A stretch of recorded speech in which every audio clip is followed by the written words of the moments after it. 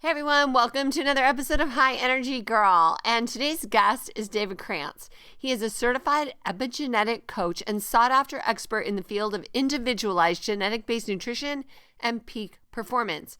As a lifelong musician, David sees the various systems of the body as parts of a complex symphony.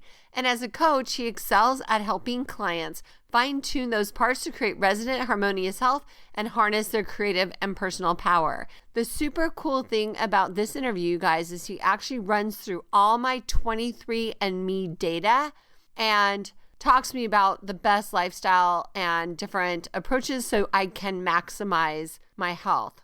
So let's go say hi to David. Hey everyone, welcome to High Energy Girl, a podcast helping women to age stronger because it is never too late to get fit, be strong, and feel sexy.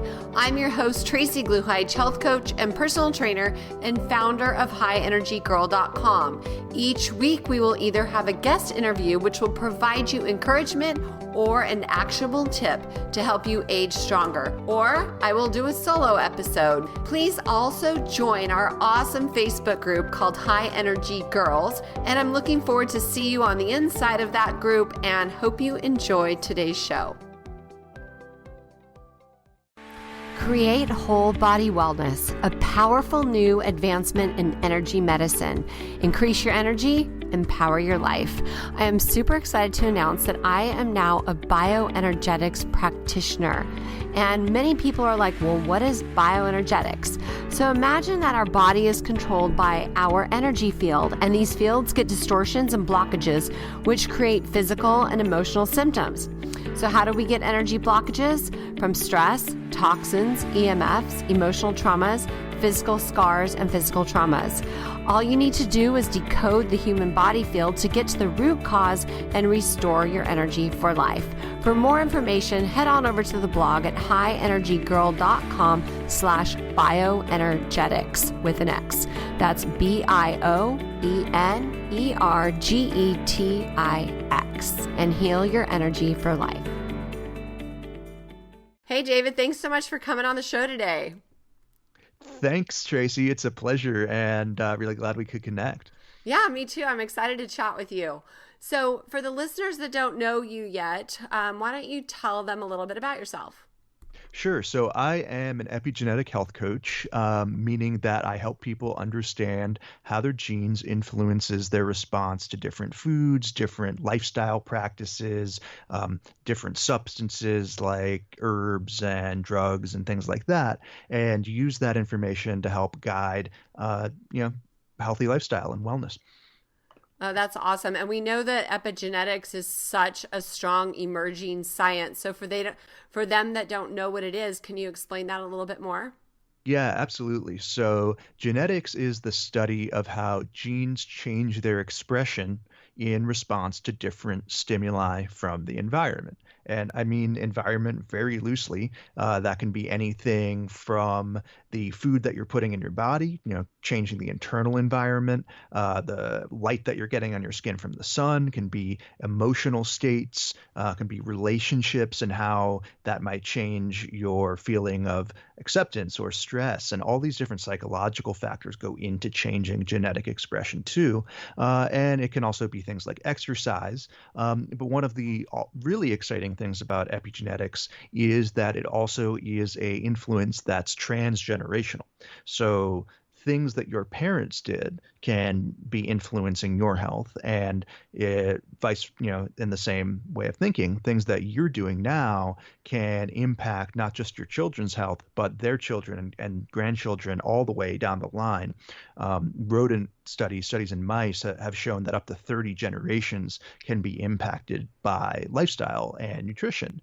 And so this is something that's in addition to the base genome, right? What people usually think of when they think of DNA, and kind of what most of us probably learned about in high school biology class, where your genes kind of code for your traits. Well, epigenetics has kind of flipped this on its head and said, well, your genes are just a loose guideline. They're not your destiny. What really matters more is what you do rather than what genes you have. And what I do as a coach is really help people understand the connection between their genetic variations and different responses epigenetically that can be created because of those variations in response to different stimuli from the environment. So it's kind of looking at things like, is a keto diet going to work well for you epigenetically based on what gene variants that you have? Mm-hmm.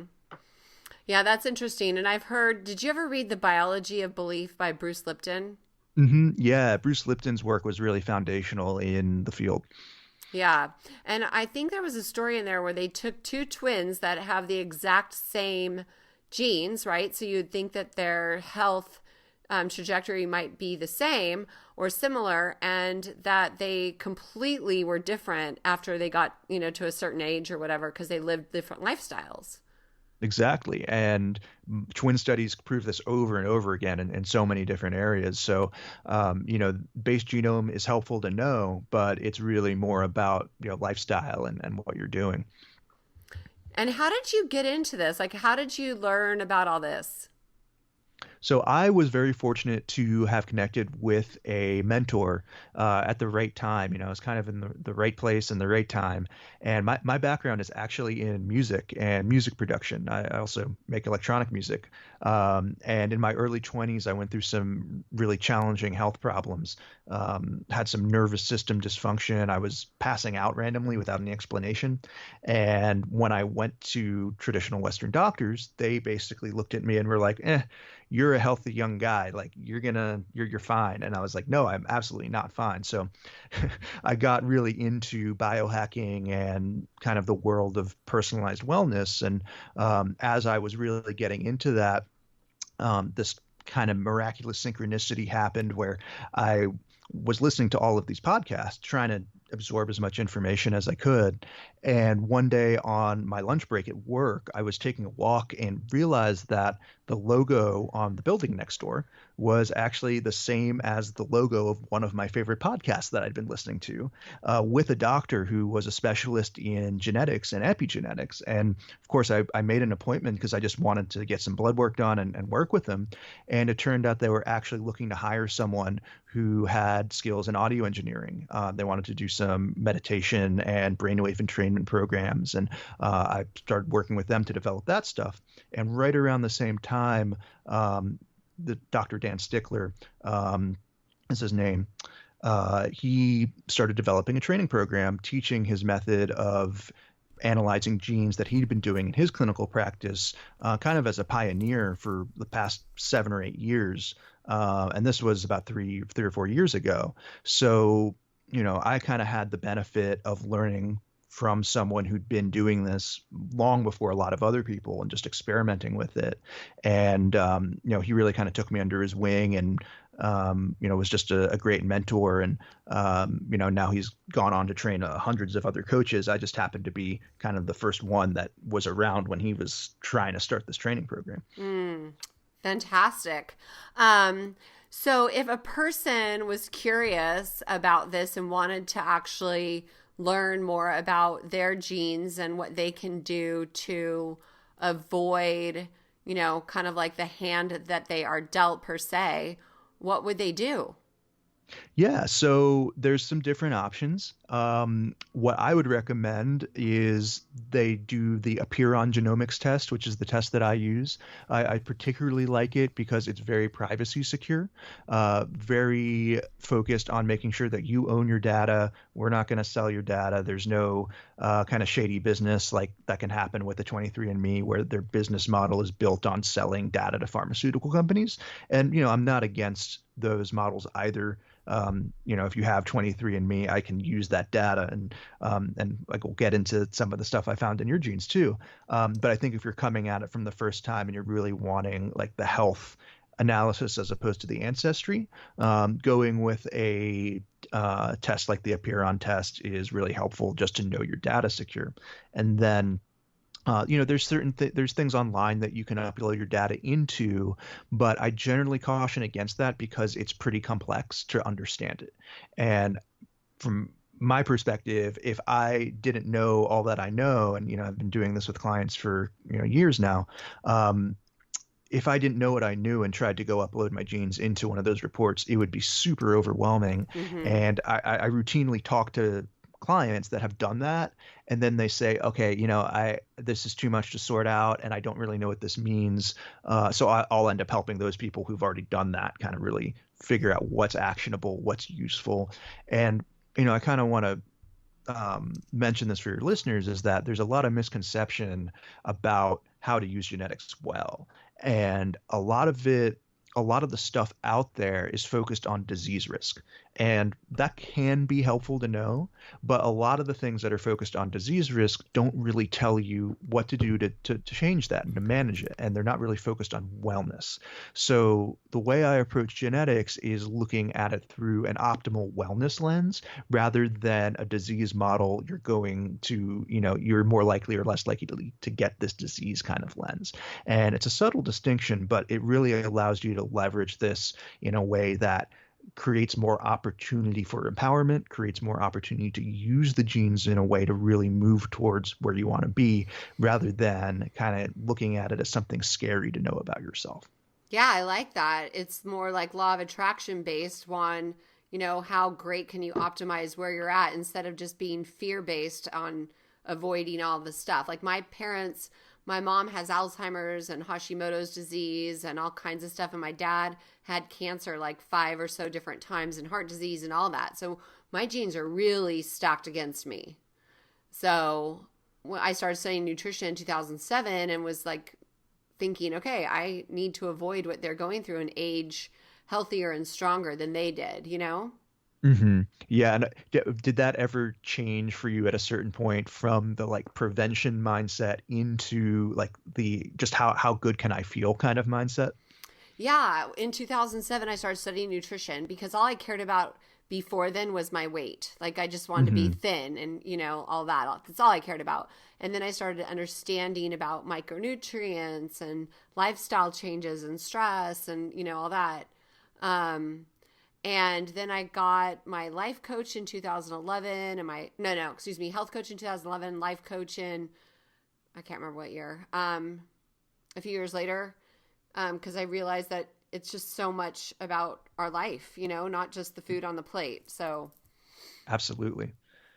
but Yeah, yeah, the mindset piece is huge, and it really dictates, how you use information from tests and that type of thing. And I feel like we're pretty much on the same page about that. cool, cool. So for the listeners, so David actually I sent him my 23andMe raw data, and I said, okay, just tell me what you know about me. Probably knows more about me than I do myself already. Well, yeah, so I sent you the report, and why don't you pull it up and we can kind of walk through it page by page and talk about it for your listeners. Okay, hold on. Let me open my email. I turned it off because I wanted to have some better bandwidth. And where are you located, David? So I'm in Asheville, North Carolina. Okay, I've been to Charlotte. Is that close by chance? It's kind of on the other side of the state. Asheville is, well, Charlotte's in the middle. Asheville's in the west. We're kind of in the mountains. It's definitely one of the more beautiful parts of North Carolina. A lot of hiking trails and nature over here. Have you lived there for a long time? Yeah, I've been here. Oh man, 13 years now. Ah, Yep. where were you before that? I was in Greensboro, North Carolina, so that's where I was born and raised, and then ended up moving here to go to school, and really loved it and stayed. And where did you go to school? I went to school at UNC Asheville and got a music technology degree there. And I'm actually in school again, getting my master's part-time in mental health counseling. So eventually looking to integrate what I'm doing with the genetics with a more mental health and psychotherapy approach as well. Oh, great. Good for you. Okay, this beautiful report is open. All right, so I'll start at the top, and I'll tell you, I took kind of the most important pieces that you know, jumped out to me. And in a report I would do for a client, there would be maybe about triple the amount of this information. And I would also make some more detailed notes for clients. But first section you can see is carbohydrates. Mm-hmm. And this is a collection of about 10 or so different genes that influences response to carbs. And, you know, one thing I want to kind of stress here is that most of the sections you're going to see have multiple genes in them, because it's not very useful to just look at one gene, because there's multiple things that influence carbohydrate metabolism. And this is another thing that you'll see with some of the other tests out there, is that they just kind of skip over the multiple genes and just look at the one that's maybe most impactful. But you want to weight all of them together and really see how they work together in a network. And so overall, you have genes that are associated with a better weight loss response to a lower carb approach, at least genetic propensity wise. But within that, you have some genes that are associated with a better cholesterol response to a higher fiber intake. So for you, you know, looking at something that's like overall lower carb, but has a lot of vegetables, has a lot of fiber within that kind of lower overall carb approach, would be what I would recommend as optimal. Woohoo! That's like what I like to eat. My favorite food is salad. hmm Yeah, that's a perfect match then. So next section is looking at total fats, and then we'll break it down by saturated and different other types of fats, polyunsaturated, monounsaturated. And overall, you've got some flexibility with total fats. These first two genes, first three genes here, the ApoE variants, are really high impact, and those would be ones, if someone had one of the variants that made them less functional, they would really want to be careful about avoiding excess saturated fat. Those would be genes that you really don't want to do a keto approach with if you had them. Tend to be associated with increased cognitive decline and some negative cardiovascular effects. But for you, you're kind of in the clear on this. So, you know, the reports kind of that kind of default to just moderate overall fat intake, but I'd say that you have some flexibility to go either way here. Really, the main thing that I would say to you is, you know, just watch your triglycerides over time there, and just make sure you're monitoring them if you are doing a higher fat approach. This gene ApoB codes for this marker called apolipoprotein B.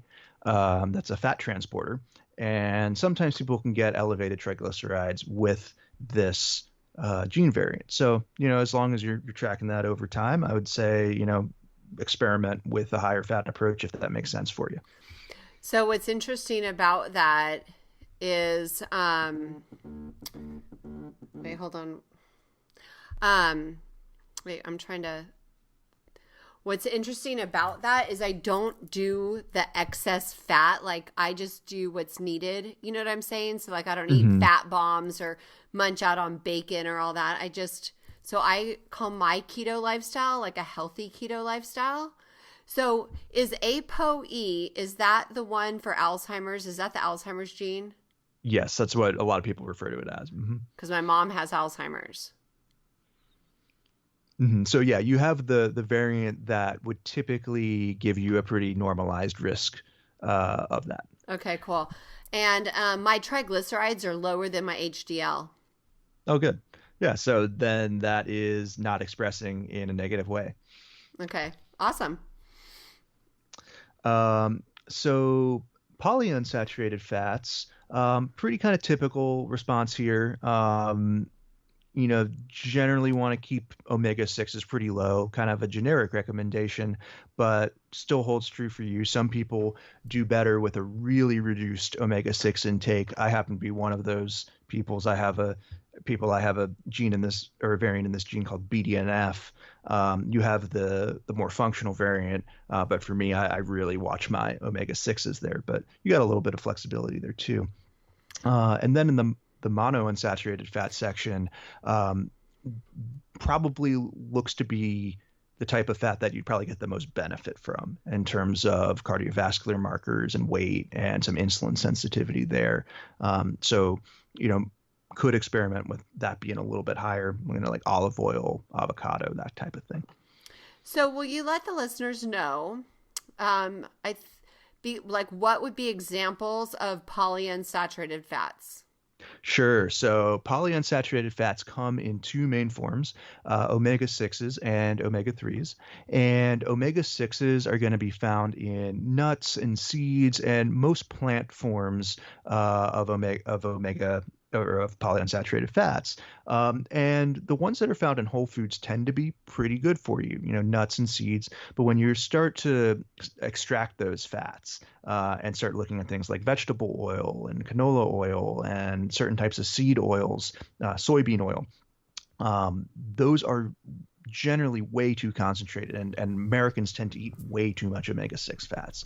So just paying attention to not getting a lot of omega-6 rich oils will be helpful. And then the omega-3 polyunsaturated come from mostly fish. And there's some vegan and plant sources, but the fish has the advantage of having a couple different types of omega-3s that are pretty helpful for things like inflammation and cellular health. DHA, one of the types of omega-3s, forms the backbone of a lot of our cellular membranes. So making sure that we have good omega-3 intake helps our cell membranes be fluid and flexible and be able to transmit information well from cell to cell. Mm-hmm.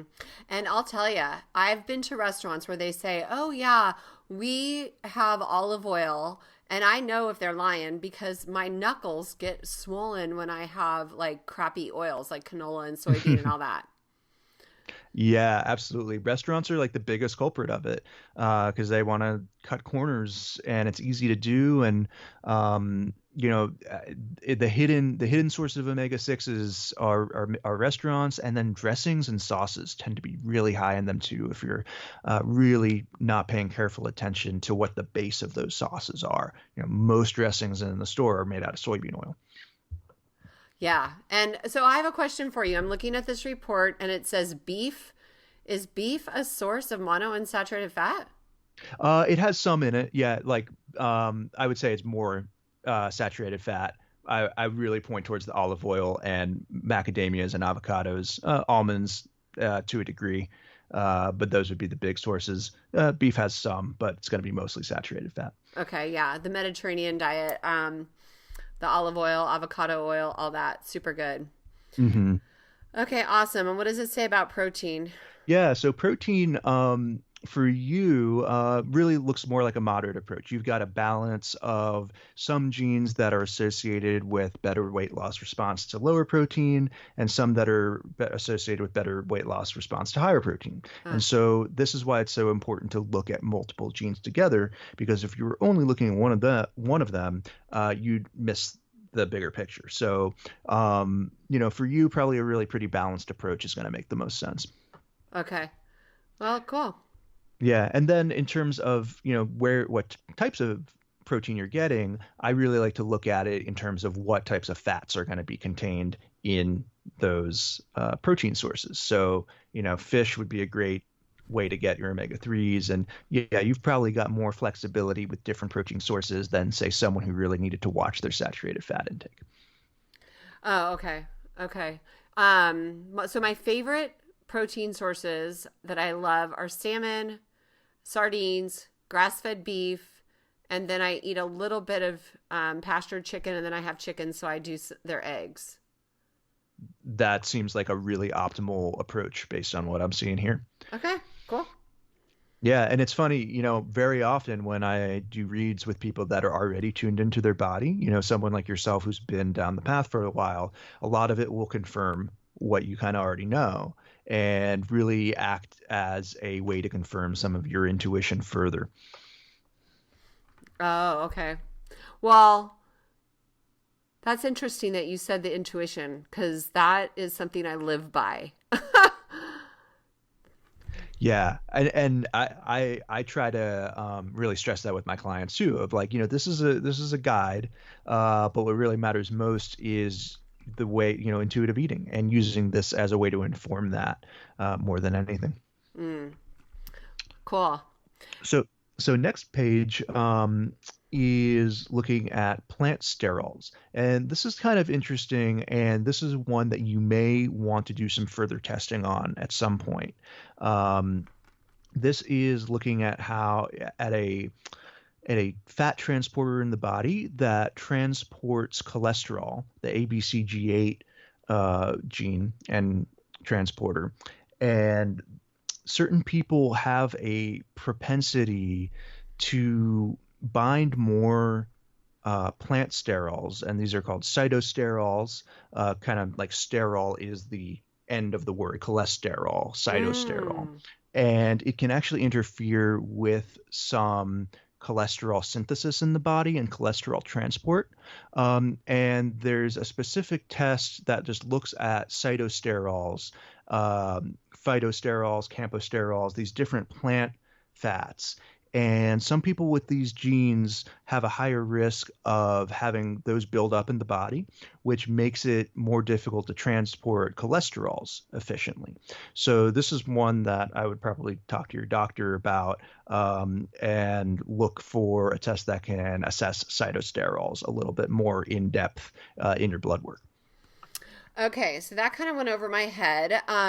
So are you saying the buildup would be like in your arteries? Yeah, in your arteries and in areas of the body where you want to have those transporters available to transport cholesterol into the right place. So it doesn't show up on a cholesterol test necessarily, but you have to look at the cytosterols specifically to get a understanding of if this is expressing or not for you. And Ah. with the genes, what, like we said earlier, there's a higher propensity for this to express for you, versus someone who had a different variation of this gene. So this is one where it would be well worth doing some further blood testing on. Okay, cool. Good to know. Thank you. Yeah, I see Boston Heart Labs. Is that what you're saying? Yeah, the Boston Heart Labs test. We'll look at that. Okay, cool. And then the next section here is looking at some factors with metabolism. And overall, your genes are associated with a pretty normal resting metabolic rate. But in terms of some specifics, there's a couple cool things we can glean from this. The first one is this gene called GCKR that has to do with how your liver handles fructose, which is going to be largely found in sugary fruit. And people with the T variant in the GCKR gene, for listeners, we're looking at a section that your variant is the CT variant. So you have one of the alleles that's associated with some lower efficiency there. Makes it more important to be careful about not overdoing it with fructose, and especially thinking about it in terms of seasonal eating, in terms of thinking about when are fruits naturally available, because we're in this weird time right now where, for the first time in human history, we can eat a banana in the middle of winter if we want to, and our bodies are not necessarily evolved to do that in a way that matches up with the global supply chain.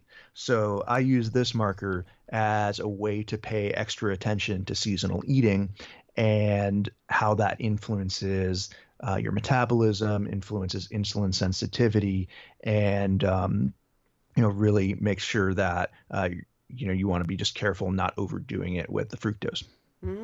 Interesting. Well, I live on a farm. We have 80 fruit trees, and so most of the time, I only eat fruit when we harvest. Nice. Yeah, that's awesome.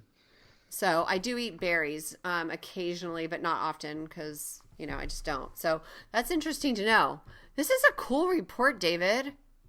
Yeah, and I always say berries are kind of the exception to that because they're pretty low fructose anyway. So there's a little bit more leeway with them, I think, on a throughout the year kind of cycle. Okay. Cool. The other thing here that's cool, and the the nice thing about genes is like it's not all bad. Like there's going to be cool variants to find within your genes that you can leverage and take advantage of.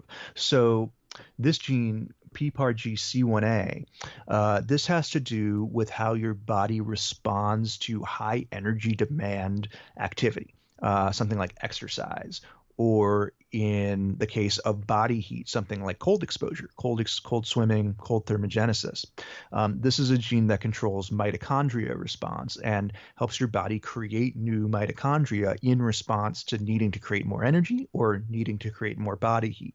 Because mitochondria both provide the kind of raw fuel for cellular energy, but they also create body heat. So if you're familiar with Wim Hof or any Yeah. of the cold methods, this is a variant that tends to be associated with a better response to cold exposure, better response to something like Wim Hof, more flexible adaptability to that, and generally overall higher mitochondrial function. And so you can really leverage that. Exercise is going to help, cold exposure is going to help. And focusing on other things that kind of feed the mitochondria from an electromagnetic perspective, which is really looking at sunlight. Mitochondria are very responsive to getting healthy, sensible sunlight exposure too. So, leveraging those three things, regular exercise, cold exposure, and good sun exposure, is going to kind of maximize the potential that's embedded in that gene variant. Oh, that sounds perfect to me. I love the sun. That is like one of my favorite things. So I don't really love the cold though. Like that scares the crap out of me to think about doing one of those Wim Hof plunges. Seriously scares me. Uh-huh. Well, if it helps, know that you have some genes that are probably going to make it easier for you to adapt. Maybe not the first time or the second time, but with repeat exposure, you have variants that tend to be much more able to turn on the body heat response. And I'll Ah, tell you, like my wife has this variant too, and I've been practicing cold exposure for way longer than she has, and I don't have that variant. I have kind of the one that sits in the middle where it's like not really a benefit, but not also like really bad at doing it. And I was doing cold exposure for a year or two before I finally got her to jump in with me one day, and of course she lasted way longer in the tub off the bat, and is just way more naturally suited to it than I am. And I think a lot of it has to do with her ability to turn on that mitochondrial response related to this gene. so what was it? What did she do exactly? You said the word tub. What was it? What did you Mm, guys do? I think actually I think together we were going outside into like a natural pool, like a just a little basin, like a stream with a nice little swimming hole in it. I was doing some tub soaking, like leaving a tub of water out overnight, so in the fall, so it would get cool down to 50 degrees, 40, 50 degrees, and that's how I was training myself to do it. Mm. Um, but yeah, the natural setting, if you can manage that, is way nicer, I think. Okay, well, I've had somebody that's a Wim Hof expert on the show before, so maybe I need to revisit just the idea. I always say when you do something you don't want to do, but you do it anyway, then that helps you develop some grit. Yes, absolutely. I think one of the biggest benefits, I mean, there's a lot of physiological benefits, immune system benefits, the mitochondrial thing, but the mental toughness that comes from forcing yourself to jump into a freezing thing of water, there's nothing like it on earth in terms of developing that capacity to say, yeah, I can kind of do anything I want. Yeah. Yeah, that's true. Okay, that's one of the things that I haven't done yet, which I guess I'm going to have to try. This report is so long. And then you have vitamin B12. Yeah, so we can jump around too, so we don't, take up too much time on the recording. And I'll also say that this is only about a third of the full report that I would do with clients. But yeah, B12. So this one is pretty interesting for you to be aware of. There's a couple genes here that influence how your body uses B12. But the other thing, and what I want to highlight for you, are these first couple genes called FUT2.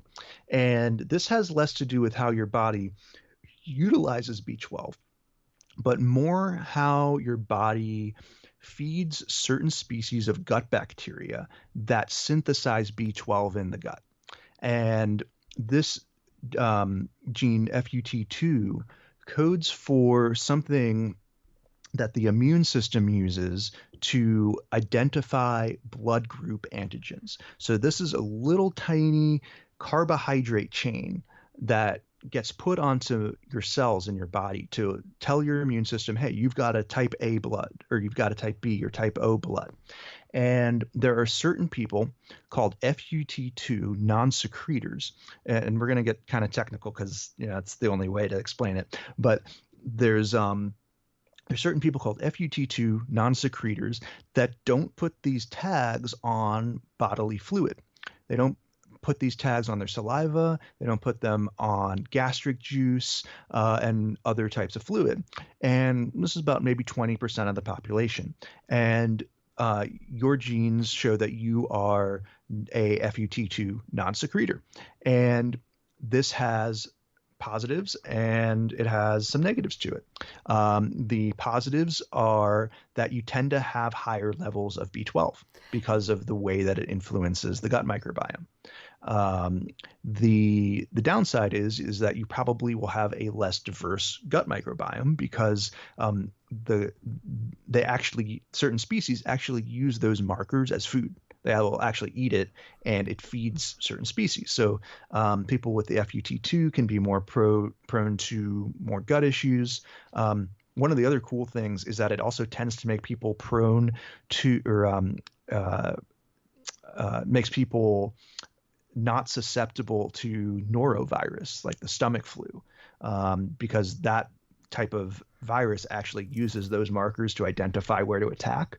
So most people that are FUT2s non-secretors are actually immune to norovirus, and people call it like the cruise ship virus. If you've heard that. So for you, you probably tend to have higher levels of B12, but focusing on feeding your gut microbiome is what I would really take away from this section.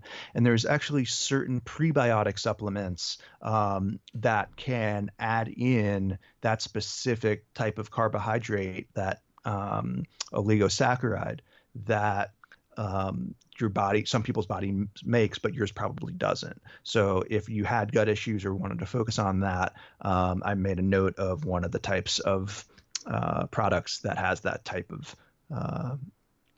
food for your gut microbiome in there. Oh, that's awesome. And you know what? You're exactly right. My B12 is off the charts.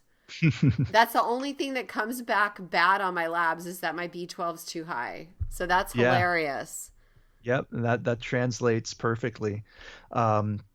So yeah, just to be aware, we probably don't really need to supplement B12, and it sounds like you already know that, but here is kind of the why. And I always tell clients that blood markers are kind of the what. It's what's going in your body right now, but then the genetics really give you an understanding of why.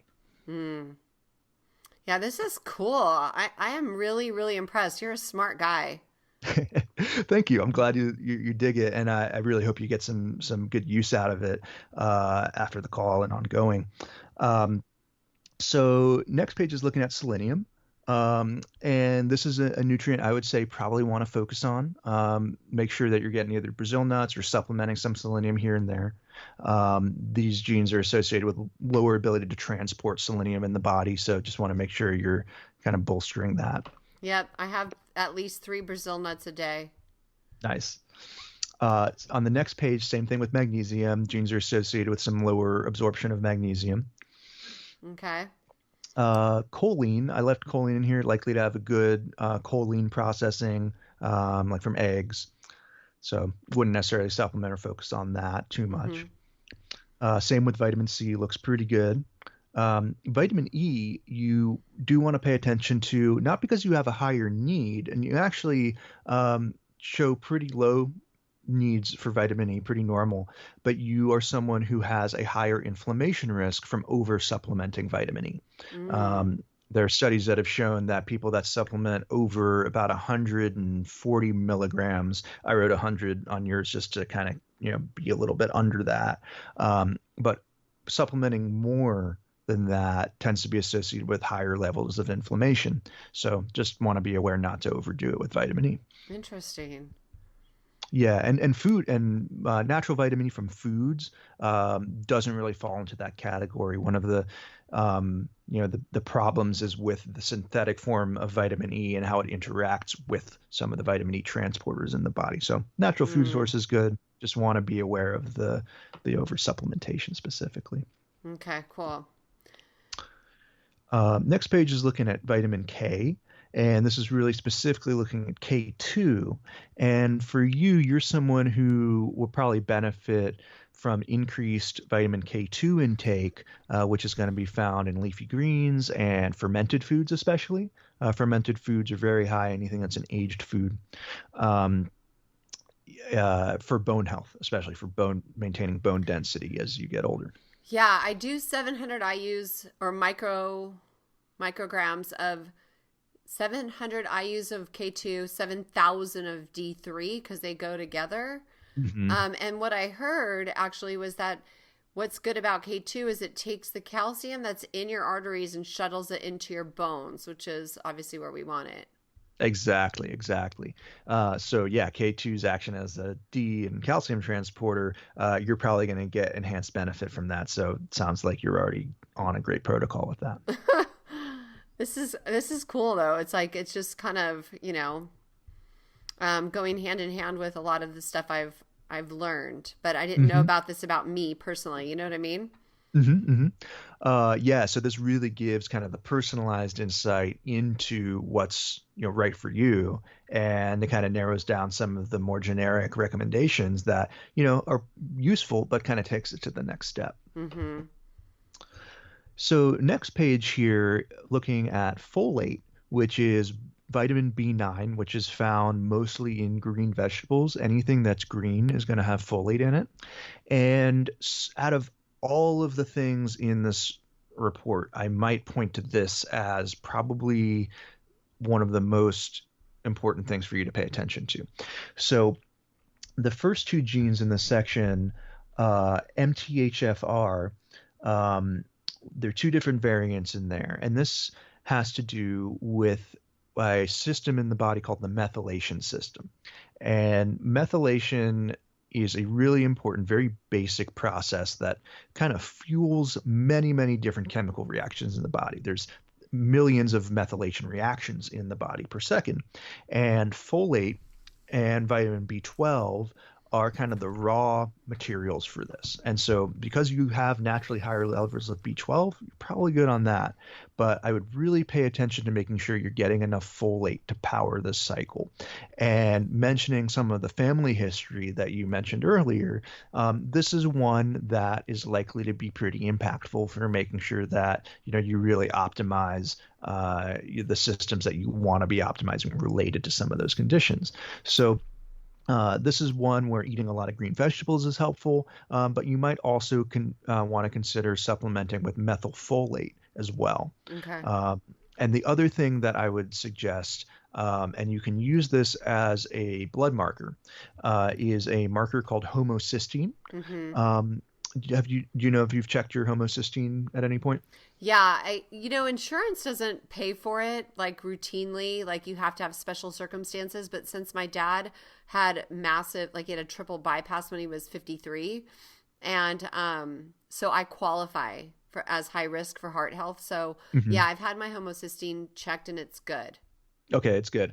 Well, that is definitely something to just continue to check in on. And, typically people with the MTHFR 677AA variant, which you have here, tend to have higher levels of homocysteine. So I think that's smart just to keep checking it. And it's one of those things that you can really watch change when you add the right amount of folate in. So it's very possible that you're just getting enough folate to really offset um, that anyway. So sounds like whatever you're doing with your diet, and like you said, your favorite things are salads. So that's going to provide a lot of usable folate for your body. Oh, good. Yeah, I'm into like I really like a variety of greens. Right now I'm into arugula and things like that. So I've that's got a cool. big garden of arugula outside my window right now. Yay! It's so good for you. I love it. Next page is looking at iron. And you do show some genes that are associated with some decreased iron transport. So just making sure that you're getting plenty of iron from animal foods, and also vitamin C is helpful for absorption of iron. Mm-hmm. So, just continuing to check that out with your blood markers, ferritin and iron over time is probably useful. Um, Next page is looking at sodium sensitivity. And these genes are ones that have been correlated with blood pressure and sodium. So some people are more prone to have higher blood pressure and water retention with higher sodium intake. You're someone who is probably not quite as sensitive. So probably got a little bit more leeway with, salting your food however you want is what I would kind of glean from this section. Oh, okay. So I'm so glad you just said that. I have some clients with high blood pressure, and so then I can tell them, because I tell them that salt is not evil, but I didn't realize that it depends on your genes. So I will let them know that you can tell them that. Yeah, absolutely. I see some pretty wide swings from one side to the other. And again, I'll use me and my wife as an example. My wife, if she has too much salt, she can't wear her wedding ring, within an hour. And for me, I can eat as much salt as I want, and it shows up in our genes like spot on. So, yeah, if you have clients that really want to kind of parse this out, looking at genetics can be pretty helpful. Yeah, that's awesome. Cool, cool. All right, and then caffeine on the next page. This is looking at an enzyme called CYP1A2 that is a liver enzyme that breaks down caffeine. And you're someone who is probably a slower metabolizer of caffeine, meaning that it probably hangs around in your system a little bit longer. Studies have associated it with less overall benefit for cardiovascular health in the long run, and also interestingly less beneficial effect on athletic performance. People with the fast metabolizer variant tend to get like a enhanced like faster time on sprints and things like that with caffeine, and people with the slow metabolizer, it actually can kind of hinder it. So for you, I don't know what your relationship to coffee or other types of caffeine is like, but probably going more on the more minimal side is generally recommended for slow metabolizers. Okay, interesting. Yeah, I actually used to have three cups a day, but now I'm down to one. Hmm. Nice. So yeah, that's what I always say to slow metabolizers is like, 1 cup a day is probably fine. But try not to do too much more than It's one big one. that. Yeah. What's your definition of a cup? Well, I don't know. I'm guessing about 16 ounces. So I guess it's Mhm. literally two. But hey, that's better than having three of them. Exactly. Exactly. And I think a lot of this is relative to, where you're at, where you want to be, and where you've been. Yeah, yeah. Learning because I knew it. I could feel it in my body. So I'm like, okay, I got to back off. But I have still not given up that one. But I may over time because I'm really into the bulletproof decaf coffee. Have you had that? It's been a while since I've done the Bulletproof brand one, but actually I'm a slow metabolizer too, and I've been on a decaf routine for a couple of years now, and my inner coffee snob like really hates saying it, but I found a few brands with some good decaf that I really like. Look, some local roasters that I think do a pretty good job. But you like the Bulletproof decaf? Well, I like it. It tastes good, but I like it because I know that they decaffeinate it properly. Hmm. Does that make sense? Oh yeah, yeah, totally.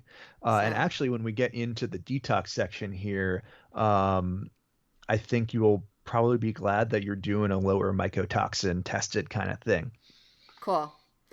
So I know, does MTHFR mean I don't detox well?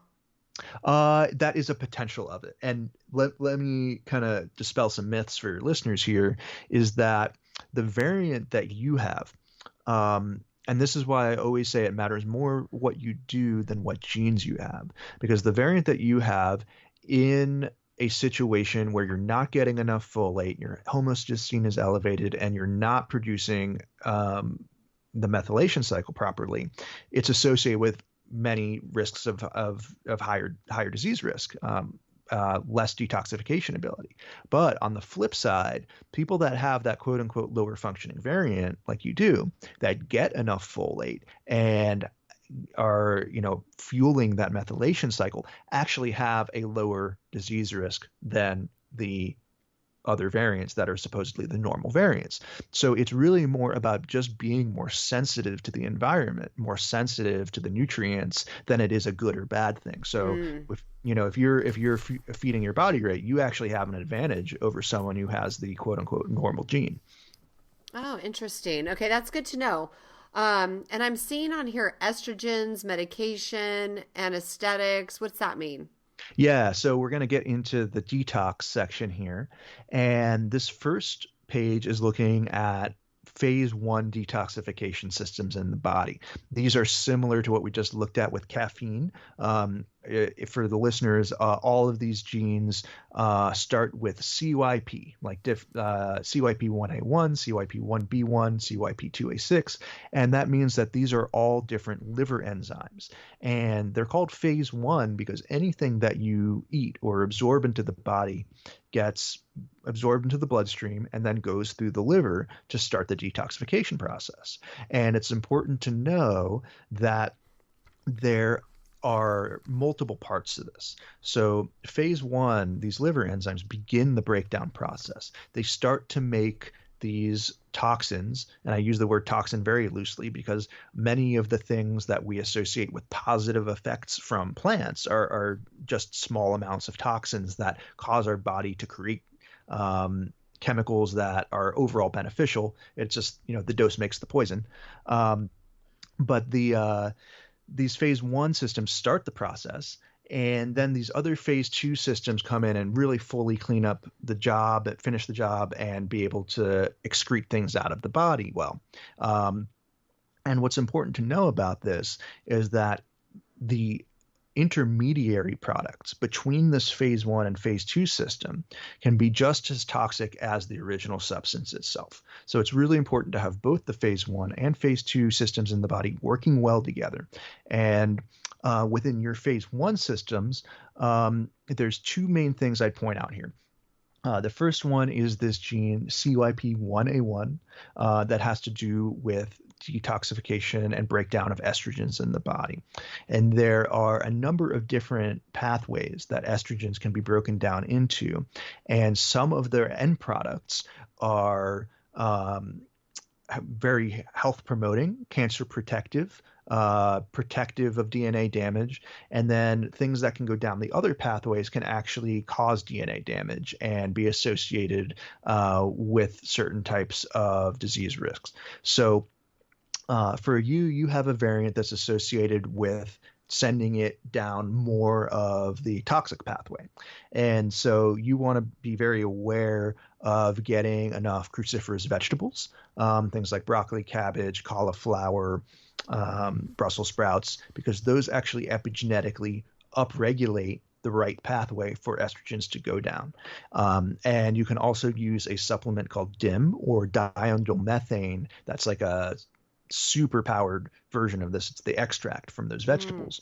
And it's a really cool epigenetic effect that turns on those genes that you want to send estrogen into the DNA repair side rather than the DNA damage side. Wow, that's cool. Okay, I'll have to get some of that. I do eat those vegetables. I do like vegetables a lot, so that's good to know. And even broccoli sprouts, I make those. Yeah, broccoli sprouts are a great option too. And then the other thing here, where it's where it says medications is grayed out, that is referring to this gene called CYP2A6, and that has to do with a number of different medications. So if you type CYP2A6 into Google, you'll see a giant list of all kinds of different medications that pathway breaks down. And so you're someone who's a slower metabolizer and would probably need to be aware, if you were prescribed any of those things, that you probably would need a lower dose than most other people, because you're not going to break it down as fully. You're going to it's gonna build up in your system more. So I'd recommend just Googling a list of all those medications that use that. It also breaks down nicotine, nitrosamines from like smoked meats, and other anesthetics as well, and also aflatoxin. Back to the mycotoxin thing. So you are someone who probably doesn't break down aflatoxin, which is, for your listeners, one of the things that is filtered out of the bulletproof coffee. So that may be a reason why you respond well to it and like it so much, is because you might be a little bit more sensitive to aflatoxin. Aflatoxin is also found highly in peanuts. Tends to be very highly concentrated in peanuts. So just being aware of that, avoiding those things, being aware of the medication. But then on the epigenetic side of things, resveratrol, which is a plant extract, upregulates those genes too. So you could modify that production of that enzyme by taking more resveratrol if you wanted to. Okay. Okay, good to know. Gosh, I'm gonna have to write down all these supplements I need to get on then. Yeah, and these are just recommendations, and what I do in the coaching process is we really work on narrowing down, okay, what's going to be the most important to focus on right now for your goals. Yeah. Yeah, that's good. And this is a third of the things. Oh my gosh, it must take forever to review all this with your clients. Yeah, we usually spend about 2 hours going through all of it. Wow. Amazing. Yeah, so I just want to touch on a couple more things here. Next page is looking at methylation, and this is similar to what we were looking at in the folate section. You can see the MTHFR genes show up here again. We're just looking at it from a different perspective. And like you said, does this make me bad at detoxing? And from this perspective, if you fuel it with the right amount of folate, probably not. You'll probably normalize that just fine. But yeah, that's one to pay attention to. Okay. Next page here is looking at a very similar process in the body called acetylation. And instead of methyl groups, this uses acetyl groups, another very small chemical molecule that helps break things down. And it works to detoxify histamines, smoke, exhaust fumes, and certain types of medications as well. And this is one for you that I would pay attention to specifically, because you have a variant associated with lower function here. And this is a bit more rare.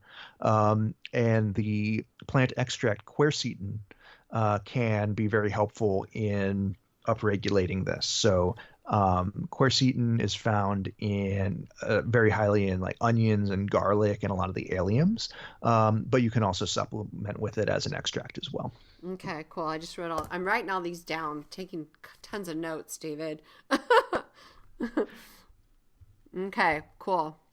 So next page is looking at glutathione.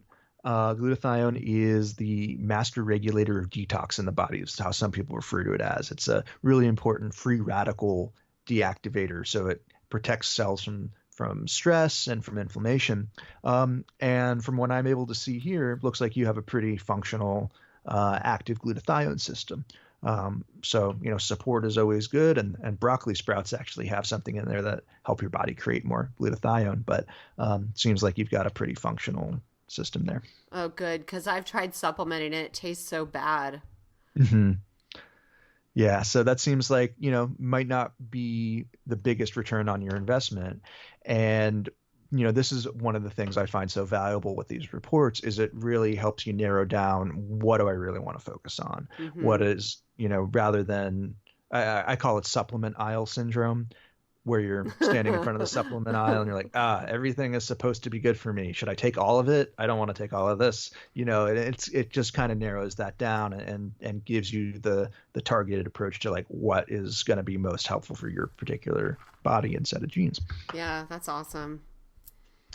So 2 more pages here. The next one is looking at mold sensitivity. And these are immune system genes that help the body detoxify mycotoxins after an exposure. And so these can either be inhaled mycotoxins, if you're in a water damaged building, or they can be ingested from moldy food. So you do have some increased risk to have more of a difficult time getting rid of them after an exposure. So the big thing is to be aware of exposure. And the second thing is if you are exposed, actually supporting glutathione can be very helpful. But because you have a pretty functional glutathione system, that's kind of an added layer of protection. Mm. So just something to be aware of that. You probably want to be extra careful around mold and moldy things. Would that be like cheese? No, not necessarily. This is really talking about molds that are really talking more about like black molds and things Oh, like that okay. that grow in building. Yeah. Okay, good to know. Most cheeses are pretty compatible. Or do you have issues with cheese? I'm really picky about what I eat for cheese, so Mm. um that's good to know though. Mold I know is so bad. A friend of mine had mold growing on her roof and, inside, so I know that's really bad. Yeah, and it's a hidden problem. A lot of people have um, mold they're not fully aware of in their house, and it can contribute to some pretty significant issues if it's not made aware of. Mhm. Cool.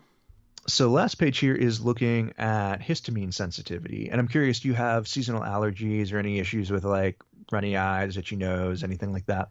So that's interesting that you asked. I used to. We live out in the country and I walk my dogs in this like nature area and I used to get really, really, really bad allergies. And then my chiropractor has this really trick laser and it's works in your energy meridians, but my seasonal allergies have gone. They're just gone Mm, after he used that laser on me. that's great. And I imagine that this is most tied to your methylation again, because methyl groups created by that methylation cycle get used to break down histamine. And you can see these first two genes, AOC1 and HNMT, these are the histamine specific enzymes that break down histamine, and they're powered by methyl groups. So because your homocysteine is good and you've eaten a lot, you're getting plenty of folate and you're kind of normalizing that. I imagine that's also contributing to some of the non-allergy response in addition to the laser. And who knows, maybe the laser actually might have changed something epigenetically related to methylation, because methylation is a very epigenetically responsive things, and many of the energy meridian, energy medicine type approaches are operating on an epigenetic level too. Mm. So then, okay, so histamines I know are also environmental, but isn't there food that's higher in histamines than others? Yes, and that's why I was curious when you had asked about cheese, because yeah, aged cheeses, especially things like blue cheese, are going to be higher in histamines. Most foods that are aged tend to be high in histamines. Certain things like avocado and grapes also tend to be high too. Oh boy, I eat avocado every day. Cool. So yeah, you're probably pretty good with histamine then. What about wine? Does wine have histamines? Wine has histamines, yes. Okay. What about fermented foods? Yep, fermented foods also have histamine. So this is one where if someone is having, tons of allergy issues and they're also eating a ton of sauerkraut, um, you know, maybe want to back off on the fermented foods and sauerkraut, which are typically thought of as being really healthy for the gut, but they can also have the downstream effect of excess histamines if that's an issue for you. Ah, this is amazing, David. Thank you so much. I absolutely am just mind blown by this information. How can our listeners, get in touch with you so they can do one of these cool reports as well? Yeah, so anyone who's been listening and saying, "Wow, I'd really love to know about that about myself," can go to my website, david-krantz.com, david-krantz.com, and you can book a free 30-minute consultation right there on my site, and we'll look at some different options for testing and see what the best package and best fit is for you to, help you meet your goals and understand your body better. And you can book a free consult there. You can also send me a message. But yeah, that's how to get in touch. Yeah, that is fantastic. And are you also like on social media anywhere or is it your website the best? Yeah, you can. I'm also on social media. I'm on Facebook at David Krantz, Epigenetic Coach, and then on Instagram, I'm at Whole Systems Health. Okay. This is fantastic information, you guys. I mean, yeah, this it will be a game changer for many, many people. Well, I'm so glad to have gotten to be able to do this read for you, and yeah, hope to connect with some of your listeners and help them learn this stuff too. Yeah, totally. This is so important, you guys, because when you get on 23andMe, they just give you information that means absolutely nothing to you. I'm not even kidding. Because I've had that report for 2 years and I'm like, oh, okay, yeah, whatever. But you actually are able to extrapolate all the important information out of that and provide it in a very direct and applicable way to, utilize that data, what to do with it. So cool. Well, thank you so much for coming on the show today, David. I appreciate you helping me look into my genetics so that I can perform better. Yeah, well, it was my pleasure, and really always enjoy connecting with other people who are interested in their own wellness and connected with their bodies. And it's always fun for me to learn, what people are experiencing and compare that to what I'm seeing in the genes. And every time I do a read, I learn more and create a bigger, broader foundation of, understanding how we're all a little bit bio-individual and all a little bit different. Mm-hmm. So, I really appreciate it.